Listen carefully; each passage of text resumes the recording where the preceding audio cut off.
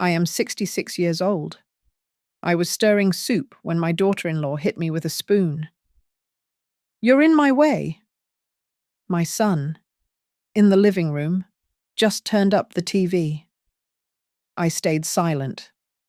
I stayed silent until I remembered that my name is on the paper that decides the fate of this very house. They will soon find out who this old woman really is. My name is Marlene O'Connor.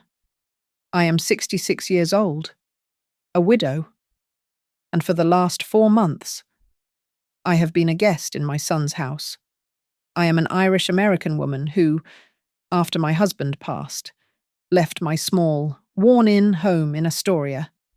I came here, to this sharp-edged house in Portland, Oregon, to live temporarily with my son, Lucas, and his wife, Sloane Pierce.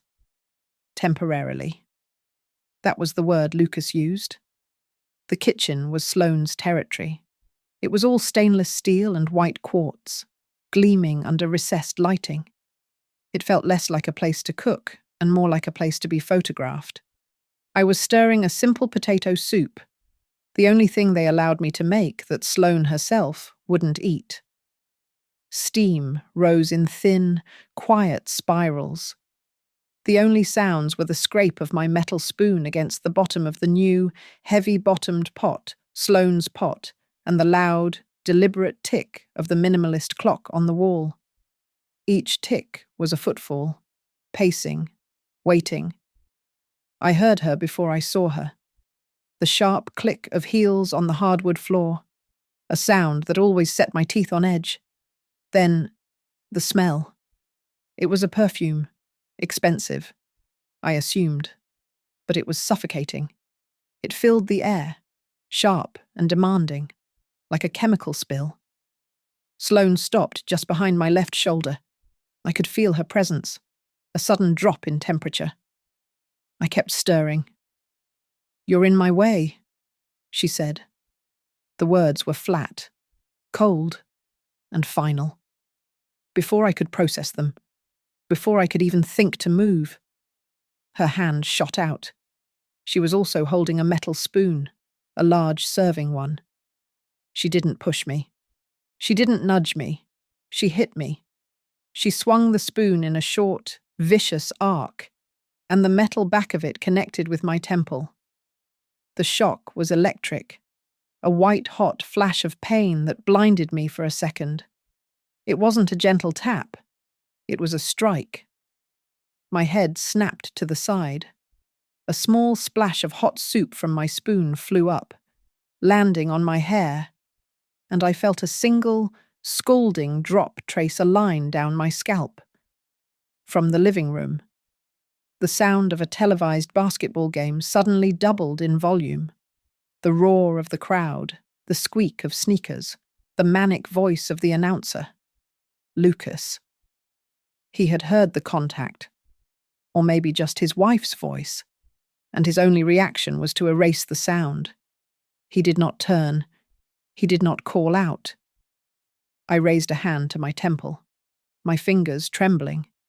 I choked back a sound, a small, animal noise of pain that tried to escape my throat. I would not give her that. My eyes burned.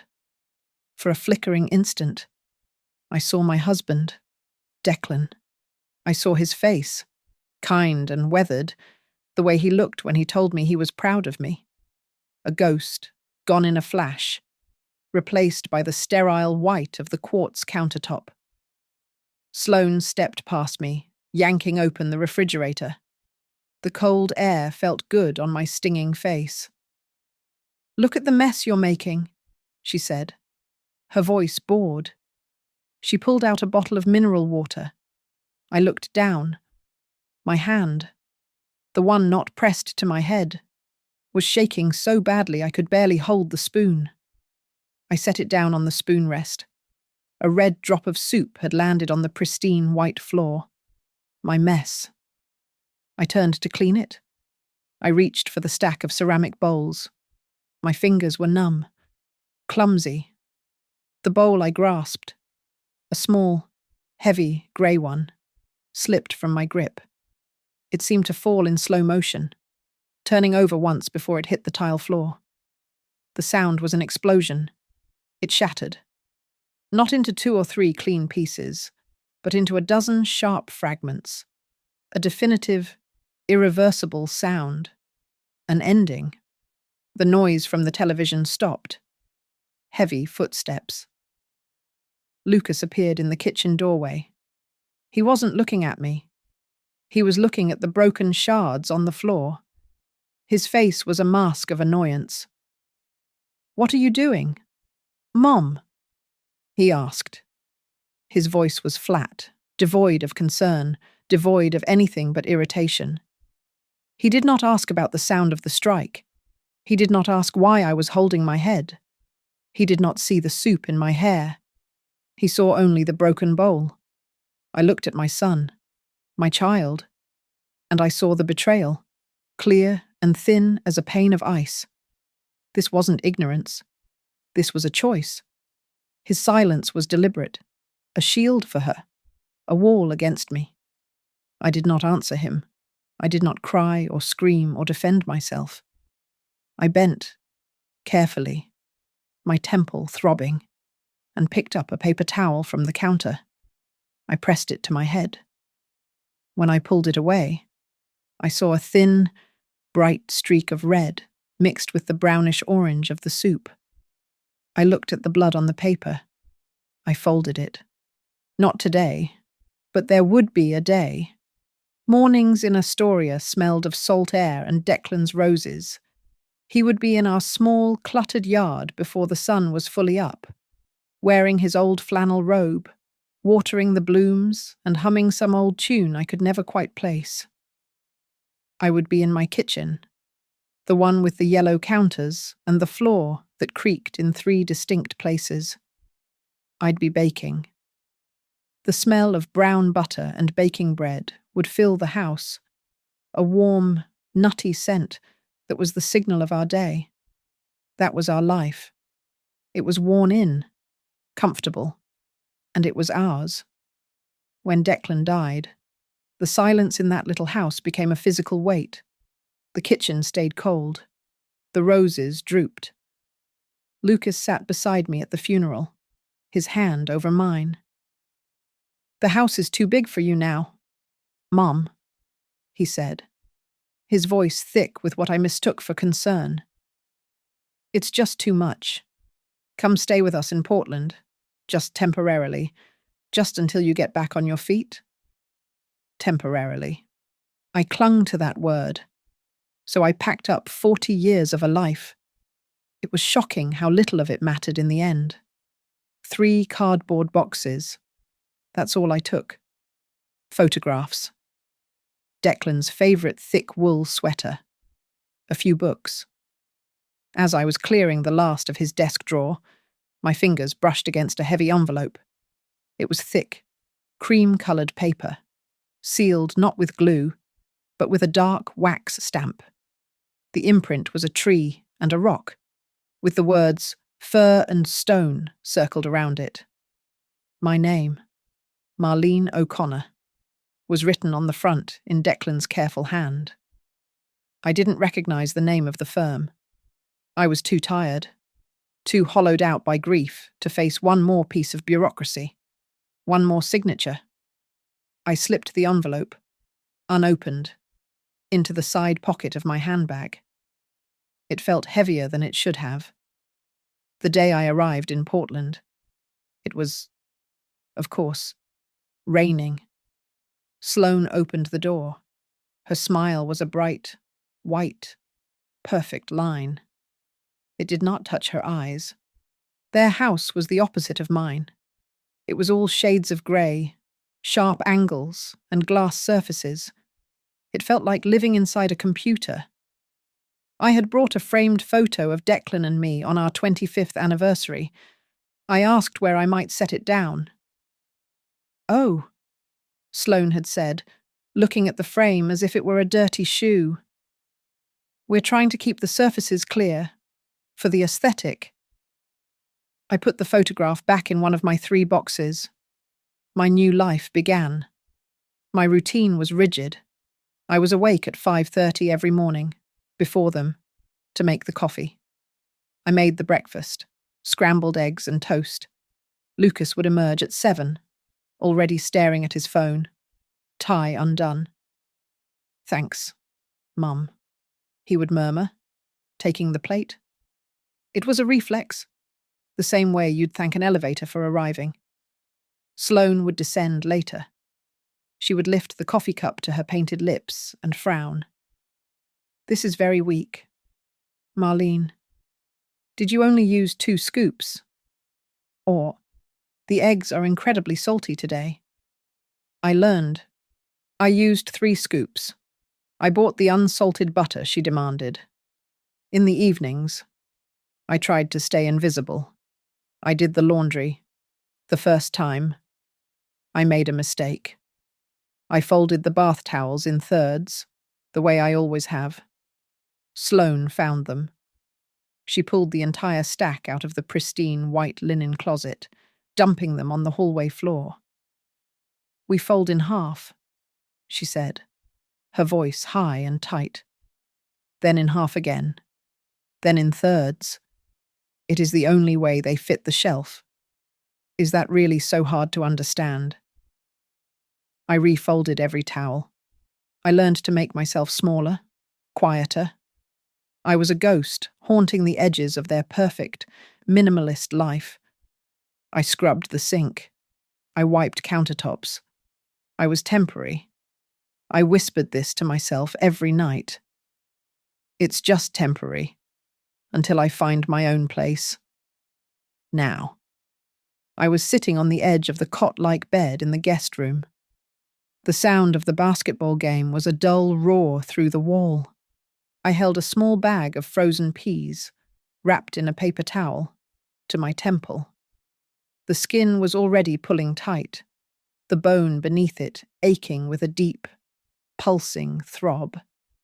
A dark, purple-blue bruise was blooming just at my hairline. Sloane had come upstairs maybe an hour after the incident. I heard her footsteps, lighter than usual. She had tiptoed past my closed door. She hadn't knocked. She hadn't called out. She just went into her own bedroom and shut her door, sealing herself away. I was nothing. I was a piece of furniture that had gotten in the way. I set the peas down. I reached into the drawer of the cheap nightstand and pulled out the small notebook I kept for grocery lists. I found a pen. My hand was shaking, but not from fear. It was a different feeling. A cold, hard vibration. I opened the book to a clean page. I pressed the pen to the paper and wrote 3 words. My limit. That night, the sound of the Portland rain was relentless. It wasn't the gentle sound I knew from Astoria. It was a hard, driving noise, hammering against the roof and windows.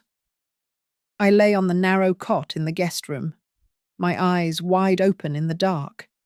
My temple was a knot of dull, throbbing pain. I had not cried. The feeling was too cold, too deep for tears. Hours must have passed. I heard the muffled sound of their bedroom door, then footsteps in the hall. They stopped outside my room. A soft, hesitant knock. It was Lucas. "Mum," he whispered, not waiting for an answer. "Are you awake?" I said nothing. I lay perfectly still, holding my breath. "Mum, look," he continued, his voice low and rushed. "You've got to try and keep the peace. Sloane. She's just really stressed right now." Stressed. The word landed in the dark room and just sat there. It was a dull, blunt instrument. She was stressed. So she had struck me. I was a problem, a thing that added to her stress. The pain in my head, the bruise, the humiliation, none of it mattered. Only Sloane's stress was important. It was the excuse for everything. It was a word that meant my pain was my own fault. The next morning, I went down to the kitchen. Sloane was already there, dressed for work in a sharp, grey suit. She was sipping her mineral water. She did not look at me.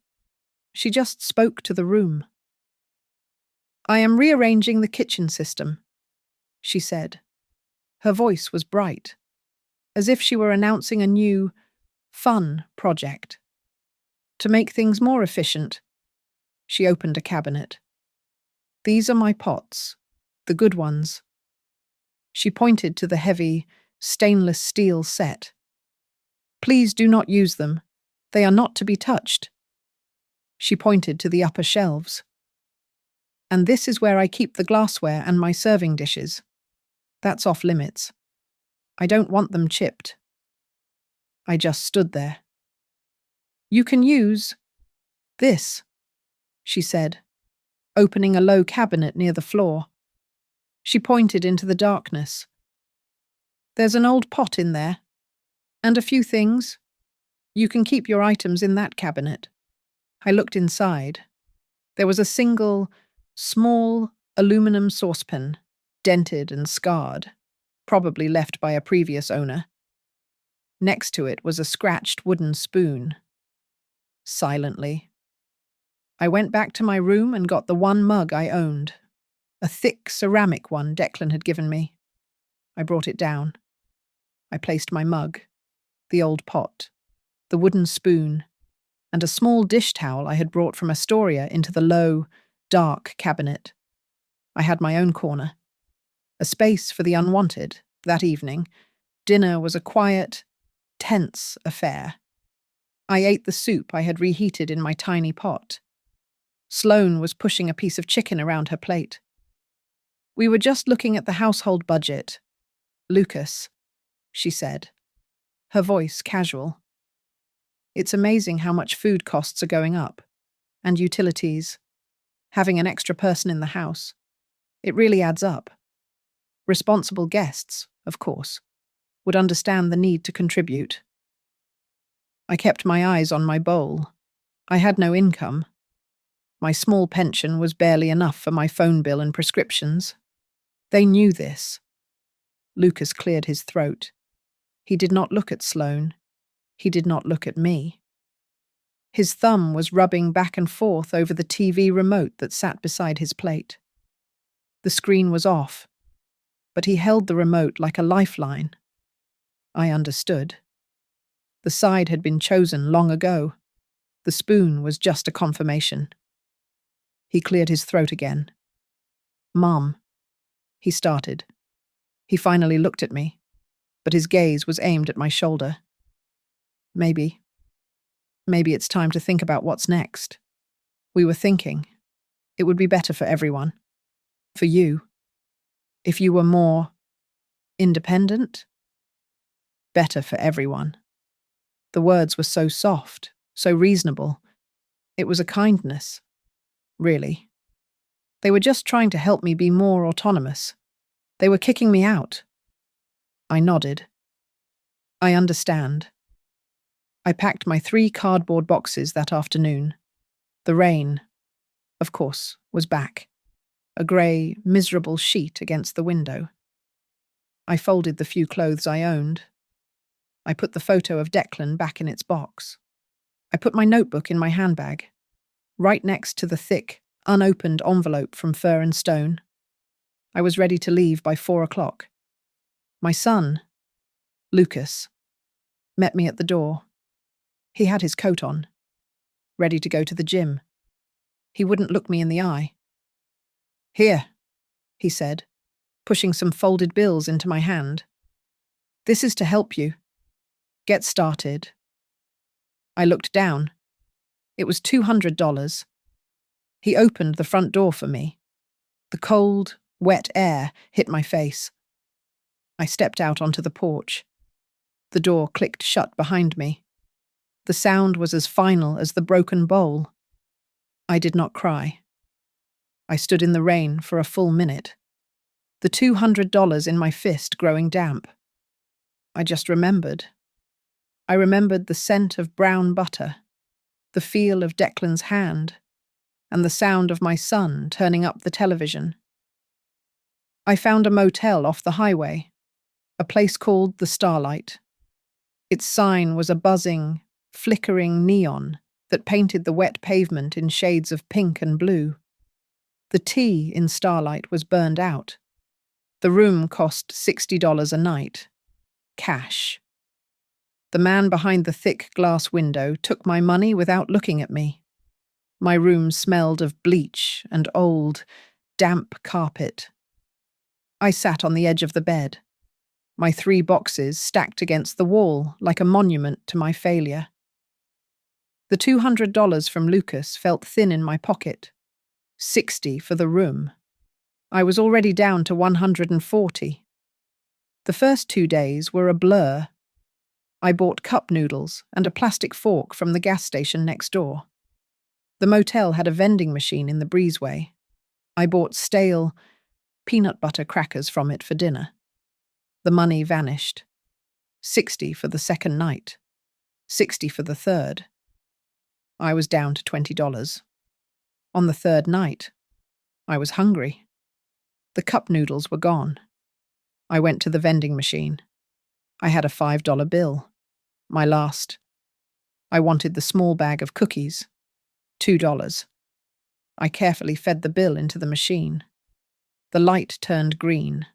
The machine whirred. And then nothing. The bill was gone. No cookies. No change.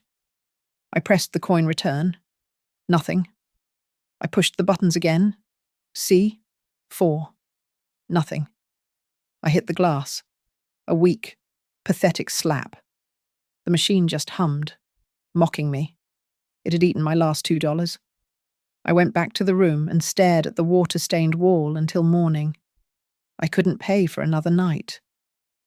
I packed my few things back into the boxes and my handbag. I left the key in the room and walked. I knew the name of one place, the Hawthorne Shelter. I walked for over an hour, dragging my small-wheeled suitcase, which held 1 box.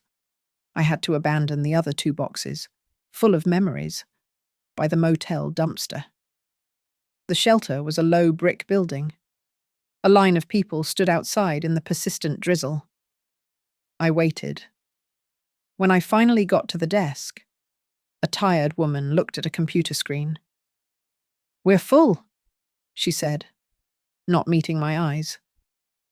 "All beds are claimed. You can come back at 6 tomorrow morning and try for the lottery." Tomorrow. The rest of the day. I walked. I ended up at the waterfront park, along the Willamette River. The water was grey and fast, matching the sky. I found an empty bench. The metal was slick and freezing cold, even through my thin coat. I sat and watched the water. The sun set. The lights of the city came on, bright and distant and belonging to other people.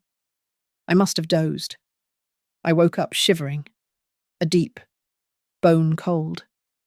Someone was standing over me. I flinched, pulling my handbag closer.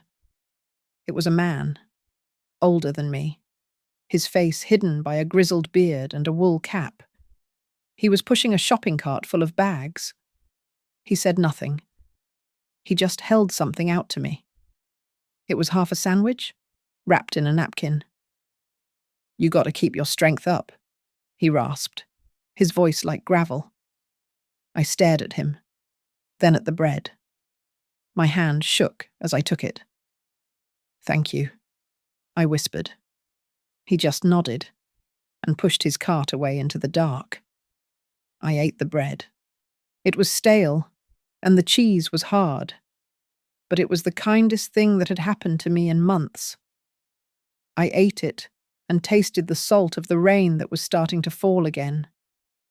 I stayed on that bench all night. I didn't sleep. I just shivered. When the sky began to lighten, a pale, sick grey, I felt a new level of despair. I was 66 years old, and I was homeless on a park bench. I reached into my handbag, digging for a tissue. My fingers felt clumsy with cold. They brushed against something stiff. That thick, heavy envelope. The one with the wax seal. Fur and stone. I pulled it out.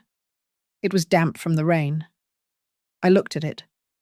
What did it matter? What was it?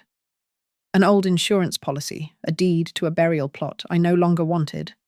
My fingers, numb and red, fumbled with the wax. It was hard, brittle. I broke it with my thumbnail. The seal cracked. I pulled out the folded papers. The smell of old, good quality paper and Declan's ink pen rose up. A scent from another life. There was a letter, on top of a stack of more official-looking documents. It was his handwriting, strong, slanted, and familiar. My Marlene. It started. I had to blink the rain from my eyes to read the next line. If you are reading this, it means I am not there to say it. Do not let anyone make you small. I sat on that cold, wet bench and read. The papers were not an insurance policy. They were a life raft. They were the complete file for the Fur and Stone Revocable Trust. Declan, my quiet, unassuming husband, had apparently been planning for a future I never imagined. I read through the legal language, my cold, numbed mind slowly catching up. The trust was the legal owner of several assets, and the primary asset, the one that made my breath catch, was a seller-financed contract, a mortgage. The property was a townhouse in Multnomah County. The address was brutally familiar. It was the house where Lucas and Sloane lived. Declan and I had, years ago, used an inheritance to buy that property as an investment. We let Lucas and Sloane move in, agreeing they would buy it from us. I thought it was a simple, informal family arrangement. I was wrong.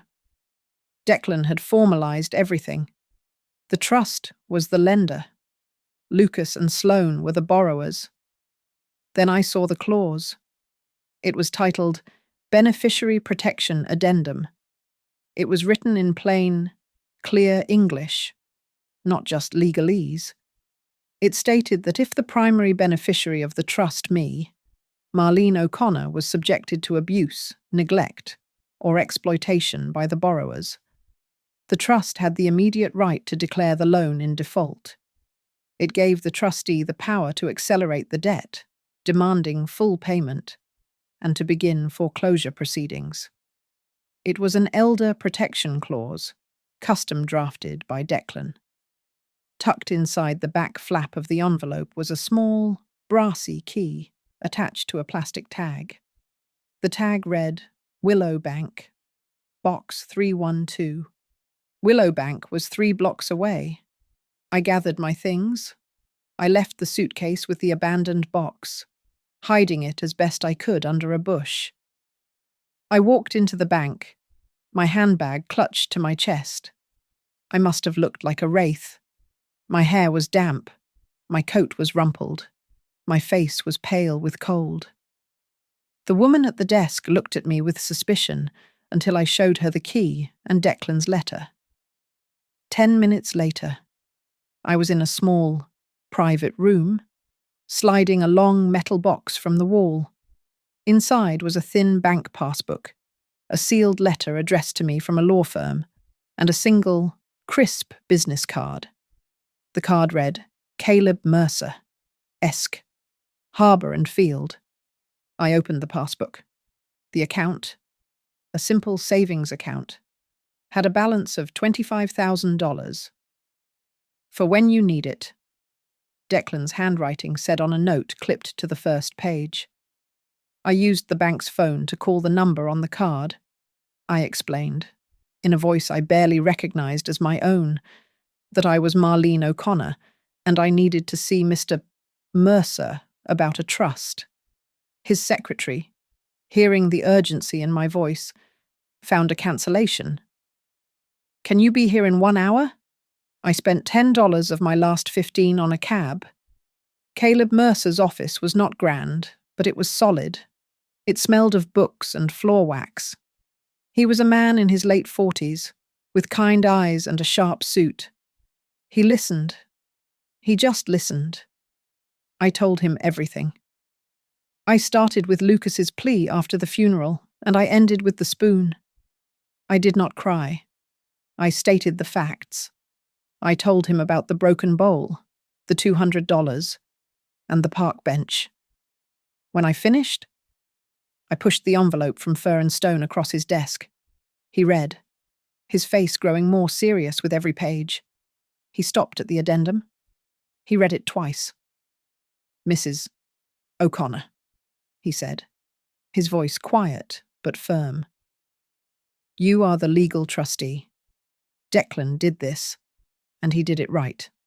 This is all notarized, signed by them, and filed with the county.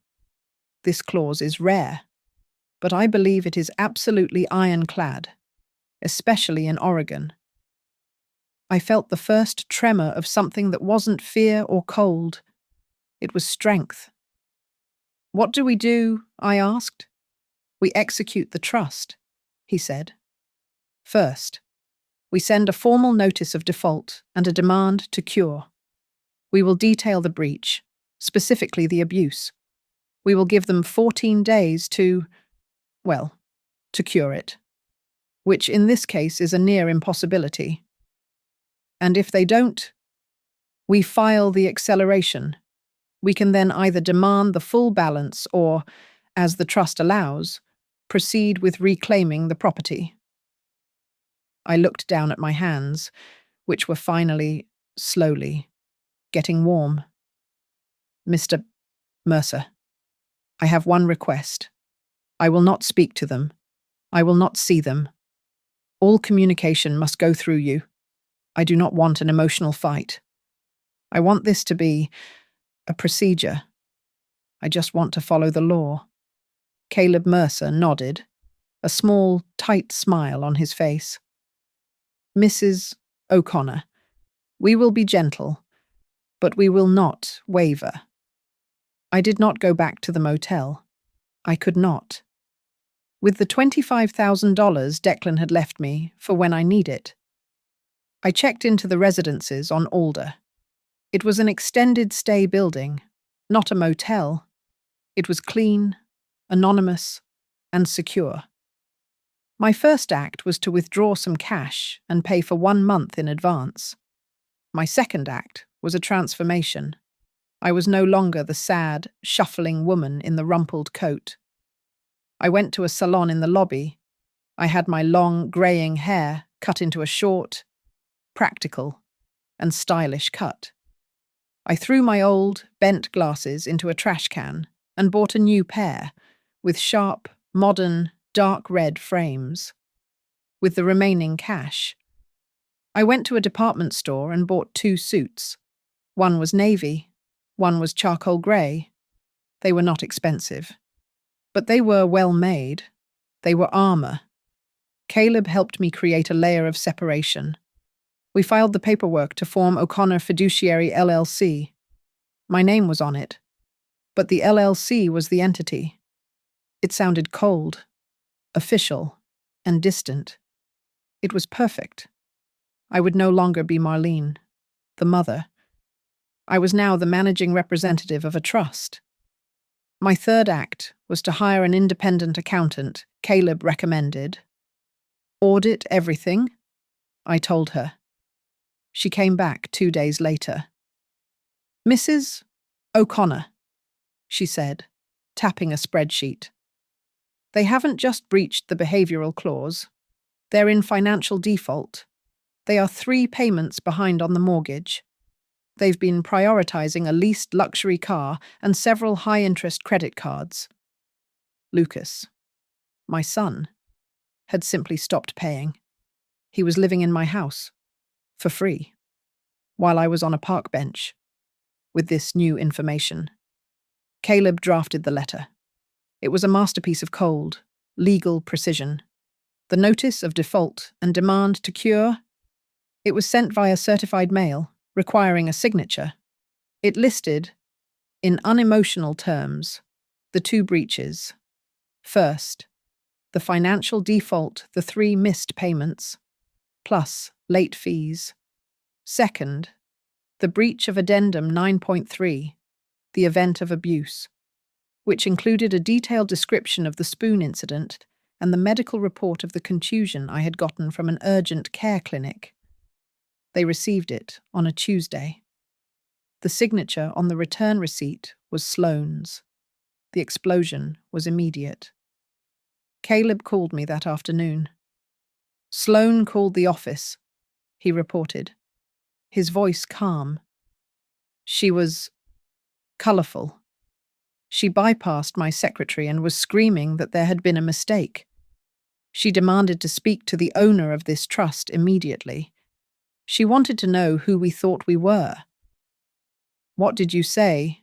I asked, my voice perfectly level. "I informed her that I am the legal representative of the trust," Caleb said. "And I advised her to read Section 9.3 of the contract she signed." While they scrambled, I built a new routine. I joined a yoga class for seniors at the community center down the street. I learned to breathe again, slowly, from my diaphragm. As I stretched and held the poses, my mind was sharp. I made checklists. I was not plotting revenge. I was executing a legal strategy. I bought a new, prepaid cell phone. Only 2 people had the number, Caleb and my accountant. My old phone, the one Lucas had the number for, was turned off and sitting at the bottom of a drawer in my new, sterile room. One afternoon, I took a bus to a building on the east side. It was a charitable foundation for the elderly, a place Declan had volunteered at for years, managing their books. I went to the front desk. I made an anonymous donation, a significant one, in the name of the Fur and Stone Trust. Strictness for the cruel, softness for the weak. That was Declan's way. His photograph hung in the lobby, in a simple wooden frame. He was smiling, his eyes crinkling. I stood there for a long time, invisible in my new charcoal suit. I gently touched the glass over his picture. "It's my turn, Declan," I whispered, so low the receptionist couldn't hear. "It's my turn to do exactly what you wrote." The first countermove came from Lucas.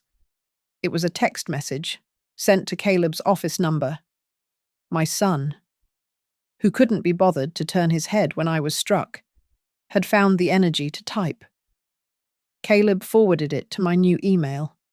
It read, "You don't understand. My mother is confused. Sloane was just joking around. It was a joke. This is a family matter." Caleb's reply was immediate. "Mr. Pierce, if you believe your wife's actions constitute a joke, please provide a detailed explanation in a signed, notarized affidavit, and we will attach it to the court filings. Otherwise, I suggest you consult with legal counsel." Silence from Lucas. The next response was from Sloane. It was an email, long, rambling, and emotional. She sent it directly to Caleb, copying 2 other email addresses I didn't recognize. She blamed her hormones. She blamed work stress. She wrote about the incredible pressure she was under. In an attempt to prove her financial stability, she had, astonishingly, attached several recent receipts to the email. She was trying to show she was a responsible homeowner. My accountant had a field day. "Mrs. O'Connor," she told me over the phone, "this email is a gift. She's complaining about stress, but one of the receipts is for a $500 spa day. Another is for a car detailing service." The accountant paused. "By the way, I cross-referenced the car. The lease on their luxury SUV is in arrears. It's scheduled for repossession in 10 days. They were drowning in debt, projecting an image of wealth while my house, my asset, was crumbling under their neglect. Caleb sent them a formal offer for a mediation session. The terms were simple. 1. They could pay the full arrears immediately, plus a penalty. 2. They would have to sign a legally binding elder protection agreement, stipulating no contact and strict behavioral codes. The alternative was a full acceleration of the loan and a foreclosure suit. Sloane's reply was short and digital. She posted on a public social media account, tagging the neighborhood. Trying to help my mother-in-law, and now a shady law firm is threatening me. See who wins when this goes public. Elder abuse Portland scam. Caleb moved instantly. Before the post was up for an hour, he had filed for, and received, a temporary anti-harassment order based on the Oregon Elder Protection Act. It legally forbade her from contacting me or posting about me online. Her post vanished. That's when the second surprise came. I went back to the safe deposit box. I felt I had missed something. Taped to the very bottom, under the passbook, was another document, a supplemental addendum. Declan's final, hidden layer of protection. It stated that if the trustee, me, was abused by the beneficiary, Lucas, or his affiliated spouse, Sloane, the trustee had the right to immediately transfer all management and control of the townhouse to the trust itself for a period of 6 months. I could, in effect, evict them and install new tenants to protect the trust's asset. I called Caleb. "Activate it," I said. He filed the paperwork. A formal inspection of the townhouse's condition was scheduled. The next day, Caleb received a call from a woman named Kenna, the next-door neighbor. She had seen the legal notice posted on the door for the inspection. "I'm so glad someone is finally doing something," she said. "I've been worried about Marlene. I have a video from my security camera. I didn't know what to do with it." It was from the night of the incident. The audio was clear. My kitchen window had been open a crack. You could hear the clatter, and then Sloane's voice, high and sharp, screaming, "You're in my way!" There were no other voices, no sounds of children, just her. And then the sound of the television volume roaring up to cover it. It was clean. It was pure. It was evidence. The scheduled inspection, plus the video. Broke them. Lucas called Caleb's office. Finally. He sounded desperate. He begged. "Please," he said. Tell the trustee we just need more time. We can catch up. Just give us more time." Caleb's voice, when he relayed the conversation to me, was like ice. I asked him one question. "Mrs. O'Connor?" I asked. "Mr. Pierce? Do you want more time to pay the debt? Or do you want more time to continue your silence?" He said there was no reply. I remained at the residences on Alder. I went to my yoga class. I drank my tea. I did not appear. I stood behind the frosted glass of the law.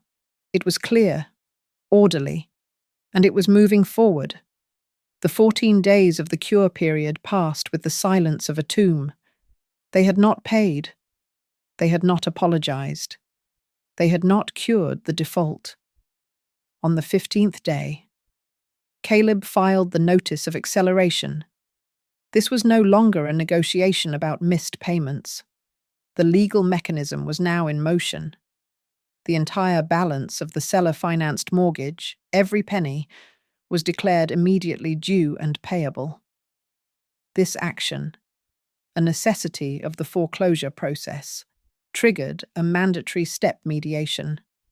The session was scheduled at the Multnomah County Mediation Center, a neutral ground of beige walls and faint, stale coffee. I was not required to attend. In fact, Caleb insisted I did not. The entity they were in default with was O'Connor Fiduciary LLC. The LLC attended. Caleb went as legal counsel, and he brought my accountant to speak to the financial facts. Caleb called me on my private phone immediately after. "Sloane," he reported. "Arrived wearing a dress of the most aggressive green I have ever seen. Lucas looked like a ghost. He was pale, his suit was rumpled, and he spent the entire session staring at the water pitcher on the table." Caleb said Lucas had looked around desperately when he first entered, his eyes scanning the room, passing right over Caleb. He was looking for me. He was looking for his mother, the one he could appeal to. He found only two professionals representing a corporation. Their lawyer, a man who looked exhausted, started by offering a payment plan. They proposed to pay an extra $100 a month against the arrears. Caleb did not counter-offer. He simply restated the position of the trust. "The LLC is not interested in a payment plan," he had said. "The trust demands one of two outcomes: one, immediate payment in full of the accelerated loan balance, or two, they sign the elder protection agreement and voluntarily vacate the premises within 5 days, transferring possession to the trust. Otherwise, we proceed with the suit." Lucas, Caleb told me, actually winced. Sloane had hissed. "They can't do this." Their lawyer replied, "They can. Sloane, it's in the contract you signed." The mediator, who had watched this exchange with patient neutrality, finally closed her folder. The official report was filed an hour later. It stated, "Progress 0. The failure of the mediation was the key we needed. The road to the courthouse was now clear." The very next morning, Caleb filed the petition for a civil protective order. This was not about the money. This was about the spoon. He filed it under the Elder Protection Act. He attached my medical report from the urgent care clinic, detailing the contusion. He attached the sworn, notarized affidavit from my neighbor, Kenna. And he attached the digital file of the security camera video. The court, seeing the video and the medical report, did not wait. They issued the temporary order and immediately scheduled an expedited hearing to make it permanent. Crucially, Caleb had successfully bundled the hearing. The court would rule on the protective order and hear our petition to enforce the trust's supplemental addendum, the one that gave me the right to take immediate control of the house to protect the asset. I went to the hearing. I wore my charcoal grey suit. My hair was neat. My new glasses were clean. I sat in the last row of the public gallery, my hands folded on my lap. I looked like a retiree taking an interest in civic procedure. Lucas and Sloane were at the defendant's table with their lawyer. Lucas was pale, rubbing his temples. Sloane was vibrating with anger, tapping her foot. My son never once turned around. He never scanned the crowd. He did not see me. He would not have recognized me even if he had. I was no longer the woman he had abandoned. During a brief pause, while the judge was reviewing the video file in her chambers, Sloane pulled out her phone. Her thumbs were a blur of angry motion. Caleb's phone, on the table, vibrated. His associate, who was monitoring Sloane's social media, had just sent him a screenshot. She had done it again. She had posted, "In court right now. This judge is a joke. They are letting my psycho mother-in-law's fake trust steal my house." Caleb stood, approached the bailiff, and showed him the phone. When the judge returned to the bench, Caleb presented the new evidence, noting that Sloane was in active, flagrant violation of the temporary anti-harassment order. The judge's face turned to granite. She ordered the post immediately deleted. The path was set. The tracks had been laid. The signals were all green. The train was now moving, and it was moving fast. I sat in the last row, on the hard wooden bench. My hands were folded in my lap, over the clasp of my handbag. I wore the charcoal grey suit. The courtroom was sterile, functional, and quiet. The judge entered. She was exactly as I had pictured a woman in her early 60s, with intelligent eyes behind serious glasses. She did not waste time. She sat, opened the file, and read. Her eyes moved quickly over the pages, the trust, the contract, the signatures, the addendum. Caleb stood. He was not there to make an emotional appeal. He was there to present a sequence of facts. His voice was steady, almost academic. "Your Honor," he began, "this is a simple matter of contract law. We have a valid trust, the Fur and Stone Revocable Trust. We have a seller-financed agreement, signed by the defendants. We have a clear financial default, 3 missed payments." He paused, letting that sink in. "We also," he continued, "have a breach of a specific, notarized clause, the Elder Protection Addendum, Section 9.3. The trust, as the lender, has the right to accelerate the loan in the event of beneficiary abuse." The judge nodded, looking at her screen. The evidence of this abuse, Caleb directed her to the exhibits.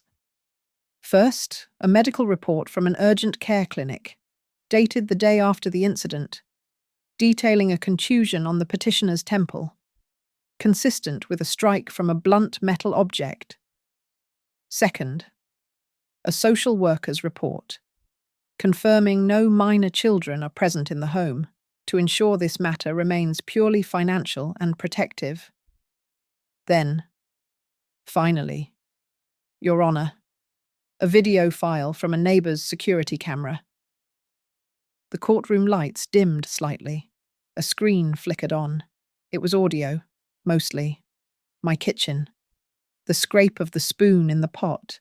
Then, the sound. Sloane's voice. High, clear, and vicious. "You're in my way." It was followed by a sharp crack, a sound that I now recognized as a spoon hitting bone, and then the immediate, overwhelming roar of the basketball game as Lucas turned up the volume. I watched Sloane. She was staring at the screen, her face a mask of pale, shocked fury. Her lawyer had his eyes closed. Lucas, my son, looked down at his own hands, as if seeing them for the first time. The audio was clicked off. The courtroom was silent again. Their lawyer, the one they had hired with money they did not have, stood up. He was shuffling his papers. "Your Honor," he stammered, This is a minor family dispute, a disagreement. My clients are under a lot of stress." The judge looked at him, her face unreadable. Then she took off her glasses. Her voice, when she spoke, was not loud, but it cut through the room.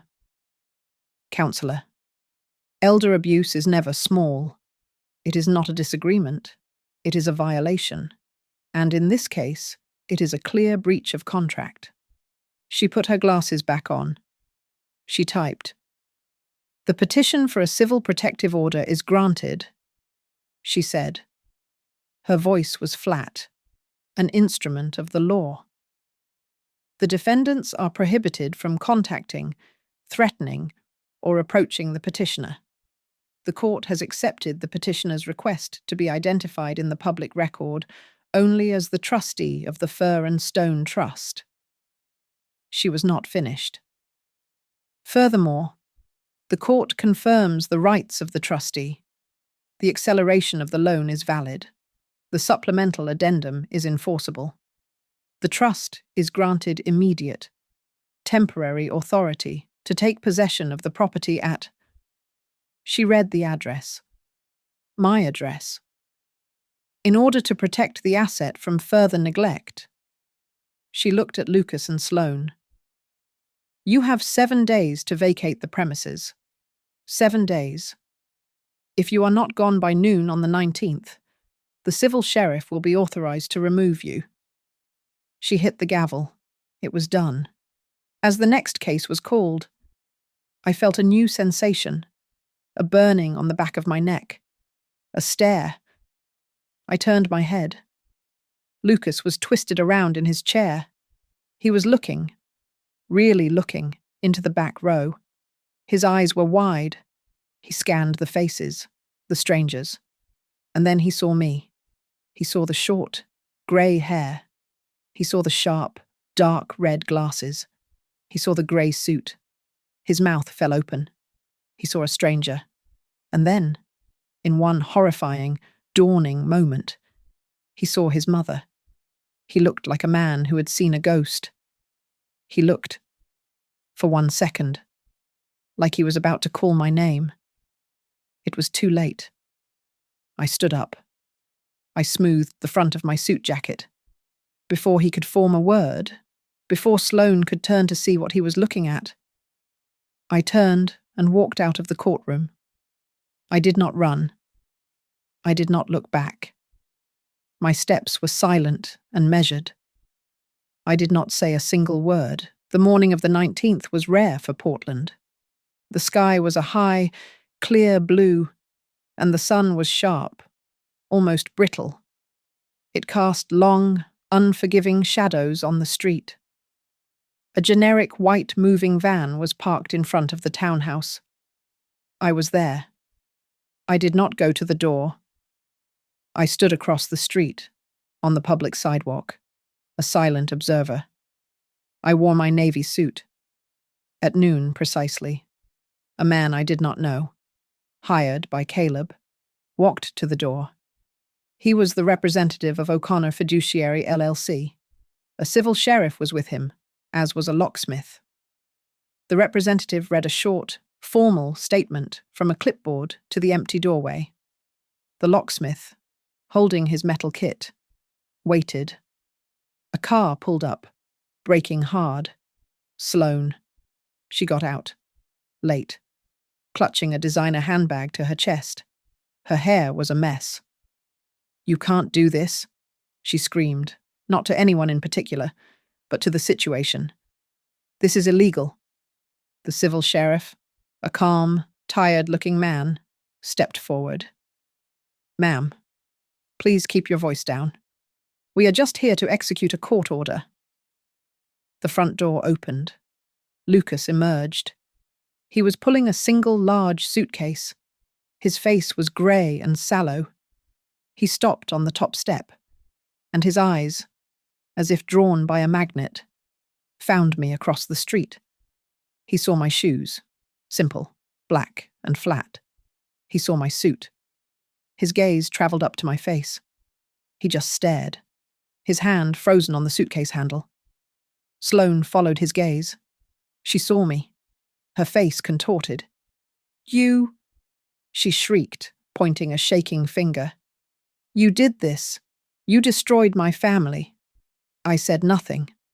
I looked down at my own hands, clasped in front of me. They were perfectly still. The tremors were gone. The locksmith stepped forward, inserted his tool, and with a short, efficient movement, turned the mechanism. There was a loud, definitive click. The lock was changed. The house, in fact and in law, was no longer theirs. The representative from the LLC took a large, laminated piece of paper from his bag and used tape to affix it to the newly locked door. It was a "for rent" notice. I knew what it said. It listed the property details and, at the bottom, a preference. Priority applicants include nurses, teachers, and certified elder caregivers. It was the clause Declan had dreamed of, a way to give back. Across the street. Lucas opened his mouth. His lips moved. It was a pathetic, half-formed sound. A mom that died before it could be born. I closed my eyes. Just for a second. I did not grant permission for a conversation. Not now.